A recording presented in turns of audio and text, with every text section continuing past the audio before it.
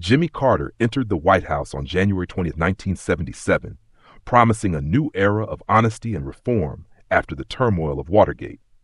Almost immediately, he acted on a campaign promise, granting a sweeping and unconditional pardon to Vietnam-era draft evaders on his second day in office, a move that pleased liberals but ignited a firestorm of protests from veterans and conservatives who felt it dishonored those who had served. In foreign policy, Carter elevated human rights to a central tenet of American diplomacy. His administration publicly challenged the Soviet Union's treatment of dissidents and began cutting military aid to repressive regimes in Latin America, notably Argentina and Uruguay. However, this policy was soon dogged by accusations of hypocrisy.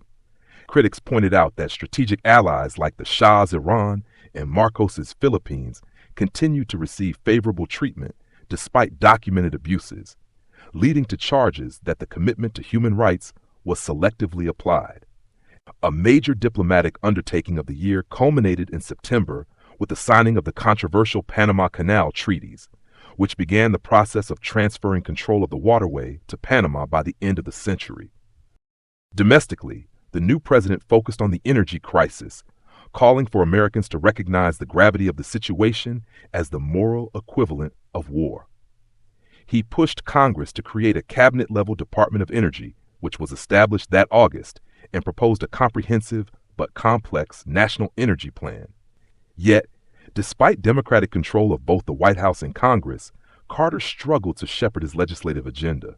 An outsider by nature, he failed to build strong working relationships with congressional leaders, leading to frustration and resistance, especially when he tried to block popular but expensive pork barrel water projects. This political friction and the slow movement of his major legislation would characterize his challenges for the remainder of his term.